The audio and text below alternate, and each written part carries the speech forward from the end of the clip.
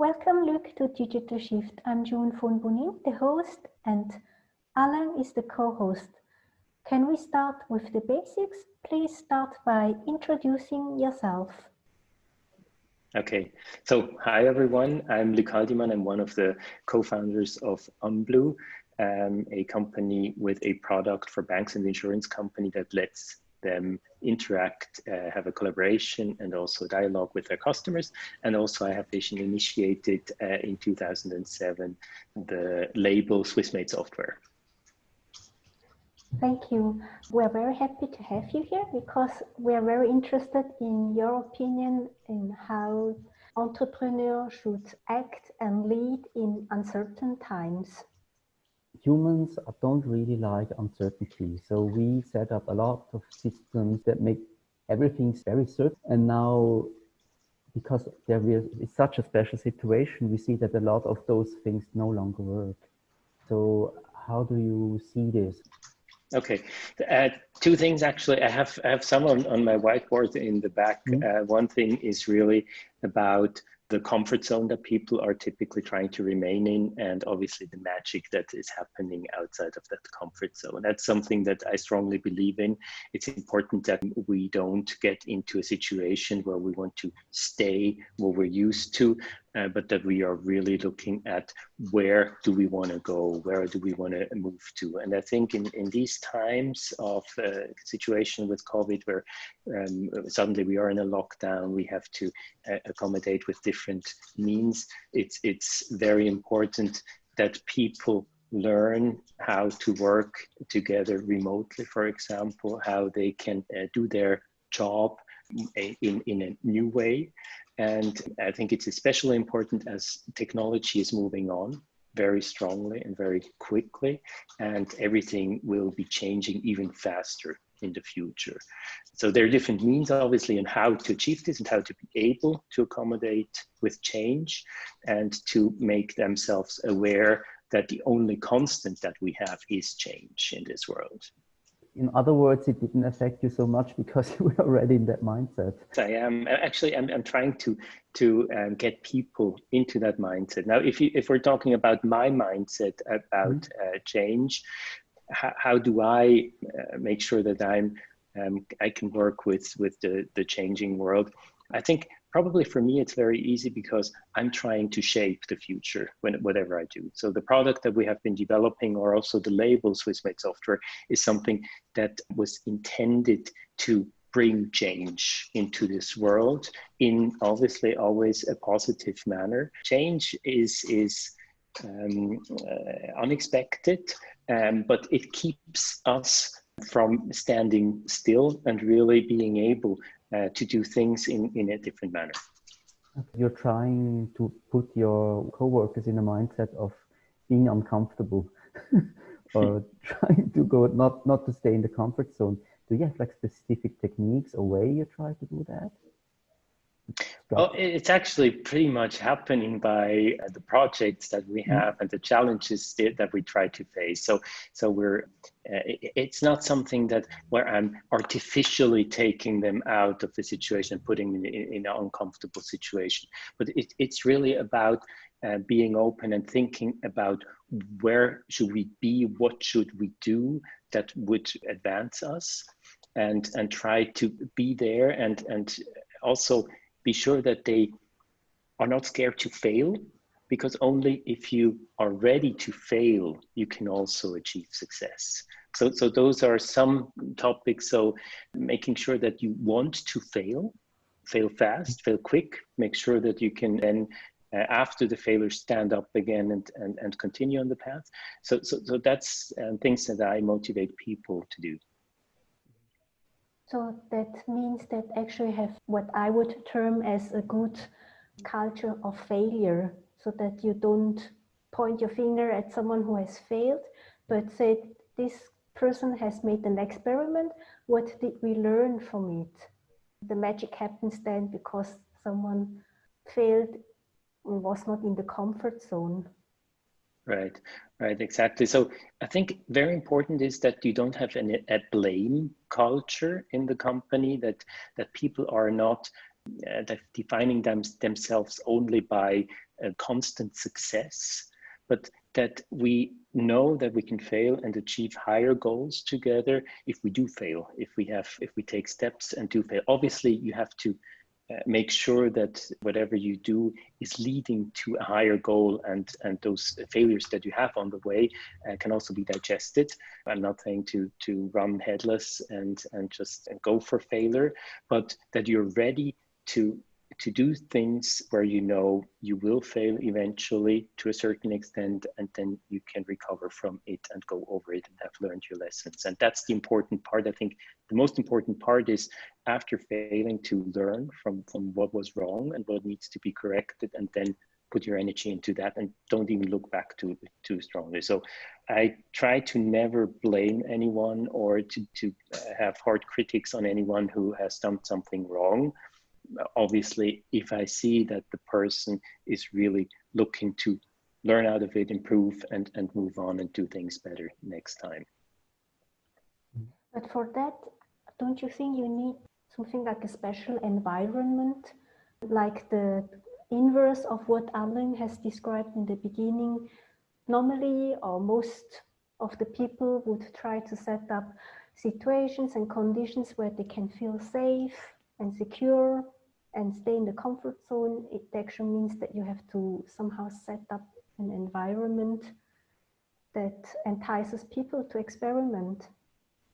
Yes, I think in general, it's obviously important for people to have an overall feeling of security and being, obviously comfortable is probably the wrong word, but a general security. If you're always at a point where you are challenged and are thinking we're facing fatal risks all the time, you would probably not be ready to risk something and fail quick and fast. But so the general environment has to be, I think, a safe environment where people feel safe. But in that, there have to be challenges that people are understanding that they can try to achieve, and therefore grow on the way to achieving those challenges. I don't know if you heard of the term growth mindset. There's like two different ways. Growth mindset is I learn because I do difficult things. The non-growth mindset is actually, if I don't do much, it's actually positive because I can stay where I am. And the opposite of the growth mindset actually doesn't grow and doesn't get anywhere. And with students, I always try to push them actually into a growth phase. Let's say, okay, if I do difficult things, and if I do them constantly, I will learn through that. Have you ever been able to switch anybody? Yeah, it's probably, I'm not sure like if I have fundamentally changed anybody with that mindset, but I do believe that I've been working with many people who've in generally try to always stay in a fully safe setup and be able to not do any mistakes. And that's something, it's funny enough with the culture that we have in Europe and also in Switzerland, and that failure is something that is not seen, and people don't like to see failure.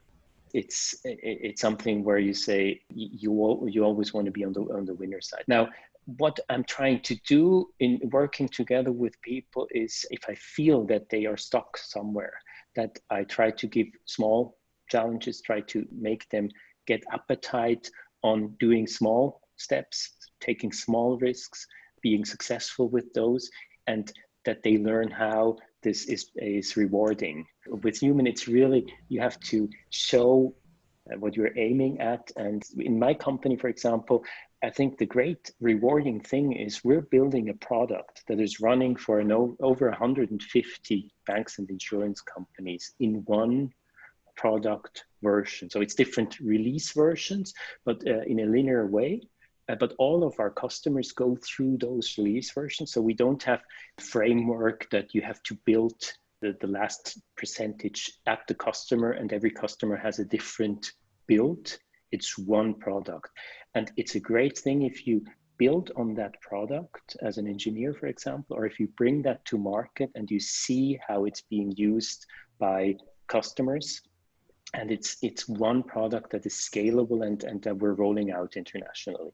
So this is something that is a bigger picture that people can anticipate and be part of and take small steps and bigger steps. We have in our company, most people take big steps and certain risks to it to really make the product better and roll it out and so on.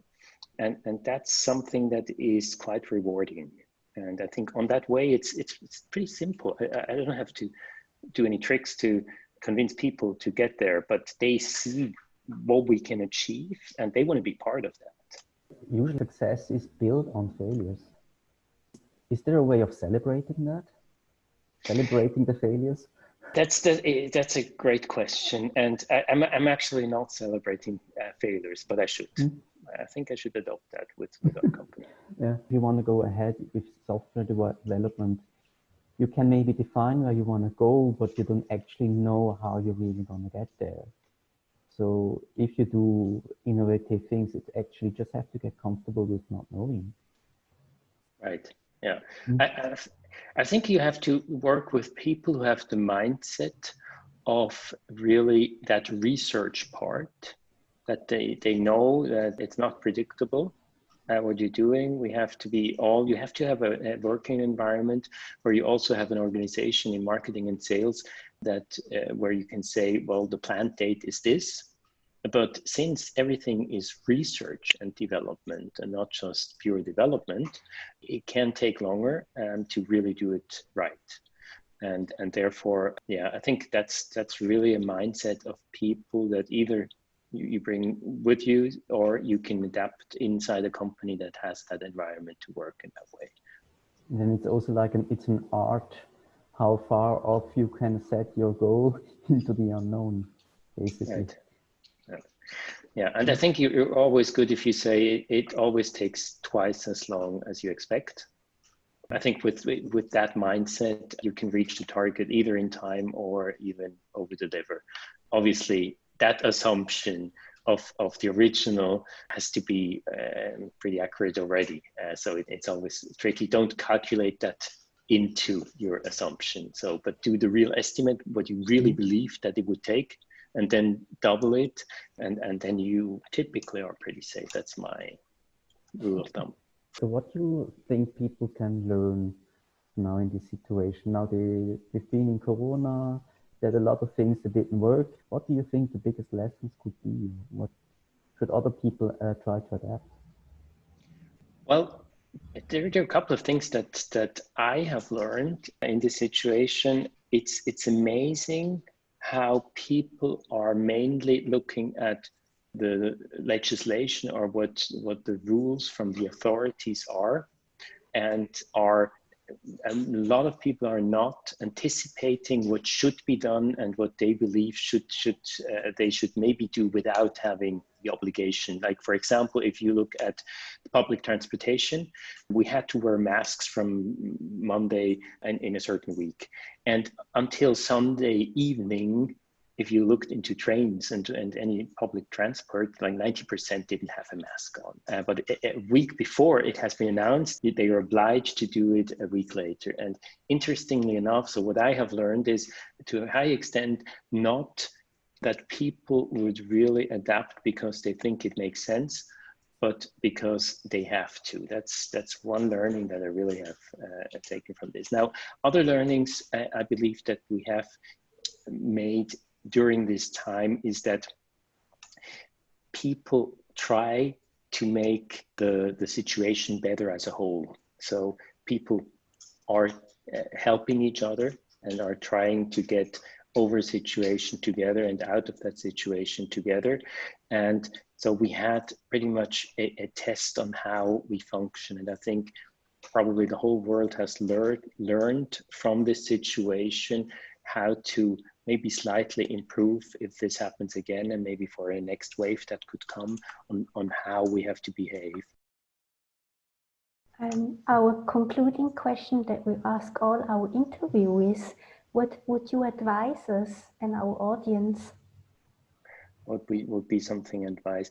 Well, in general, I think going back to the topic of change, I think it's important to just be clear, change is the only constant that we have.